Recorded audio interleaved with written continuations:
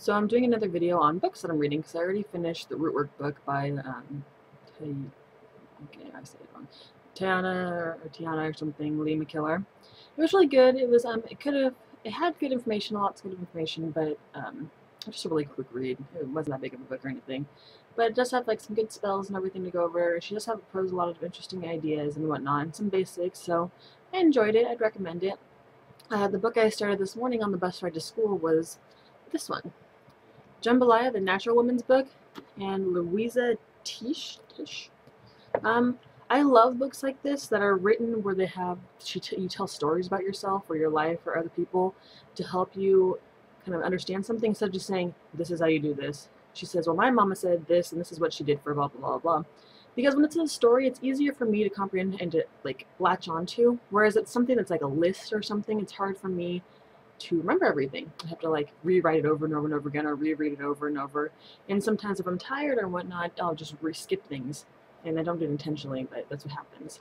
So with books like this, where she tells you different charms and rituals and beliefs and everything, but she's telling you from perspective, or like from her perspective, and her personal experiences and stories and everything. So it's like you're just reading and not like a book. Like you picked up a book about, you wanted to read about Luisah Teish and her life or something. So I really like it. The beginning kind of turned me off when I've read the introduction and preface, because I was like, great, this is going to be one of those like every single one of us is a goddess, man have take over forever, blah, like basically like this man-hating book. And I went through my like uber feminist stage. I'm not saying it's a bad thing or anything. I'm just saying it's not like, it doesn't really connect with me right now. At a point where I'm still like, I love incorporating both masculine and feminine. I don't feel like I should just purely go into feminine because we have so much masculine energy around us already. But I'm not going to get into that right now. I just got out of school. I stay up all night studying and working homework. So like in all the last 3 of my videos where I'm yawning and saying I'm tired, I'm tired again. That's what you get for having a job, going to school, and doing your own Etsy site and everything. I'm busy.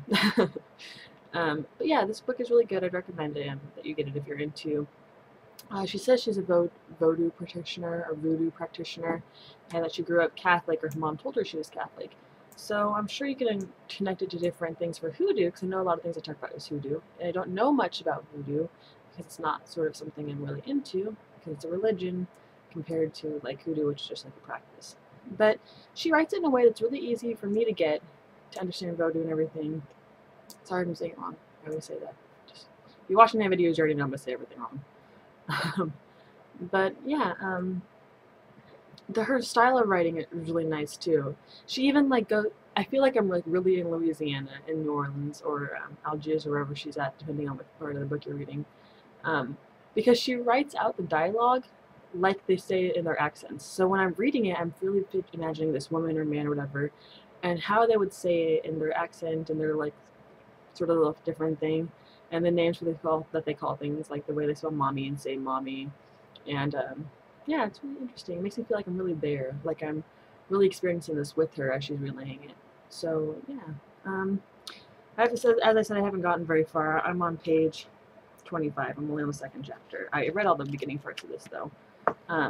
So maybe as I get more into it, I will share things from it, or do another review. But for now, that's all I have to say about this book. So if you're getting into women's spirituality, I love at the beginning of this, she says it's a book for Black women trying to reclaim their heritage and everything.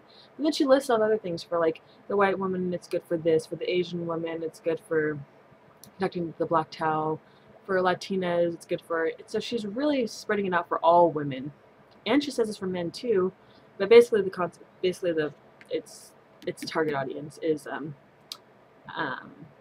women, and then it's a women's studies, Black studies book. So. But I enjoy it.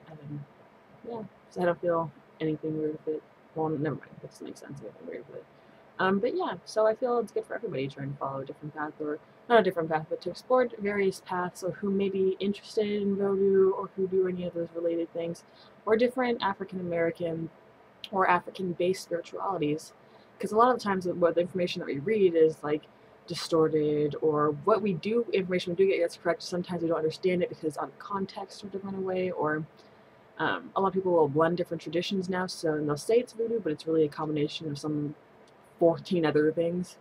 So her book's really good, and it teaches you little basic things too. It's very cute, or some of the things are cute. Like, um, she was saying she had a headache after Dad pulled her tooth out, and her mom cured her with words. And I've heard that in other different folk practices too. When I was reading about Appalachian folk magic, but the story that she told, I could just imagine her as a little girl sitting there listening to her mother talk about her mom was chopping wood, and she said, "Well, there was a story about this girl, and we had to cut open her, like chop open her head and let all the cockroaches out, and her headache was gone." And so she felt like instantly, as she was listening to her mother, there's some sort of power in her words, I suppose that's what the thing was, and her headache went away. But I can just imagine like the terrified little girl thing with her mom chopping wood in the backyard, and her mom talking about telling her a story. Um, but a little girl getting her head chopped open so the cockroaches can get out so her head will stop hurting. And then she's cured. I can't imagine the effect that it has. And then also, this she talks about, which I've kind of seen before too, how people with African American spiritualities like this don't go out and like preach their stuff to everybody. They kind of keep it hidden. And she gives reasoning for it based on the transatlantic Holocaust, or I forgot what the proper name for that is. When they took the people from Africa and brought them here as slaves, the something migration. I'm really sorry, I forgot the name. And how it has basis in that, and how basically you need to keep underground to keep your spirituality surviving, and different things, and how voodoo is a surviving, adaptable religion or faith or spirituality, because it's been through so much that it's learned to adapt, and it's learned to kind of change for modern times, I guess you could say.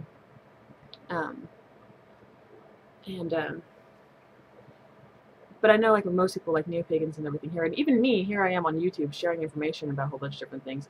They keep things secret, basically. You gotta learn from, like, listening or, like, seeing practices and picking up on things, having good intuition, whereas most of the rest of us pick up a book like I did, and then learn their information from that, and it's, like, open and public to everybody. And then we go off and share with everybody else. So the contrast there is sort of interesting. So, but yeah. So that's the end of my video. Sorry if I rambled again. And thank you for watching my video.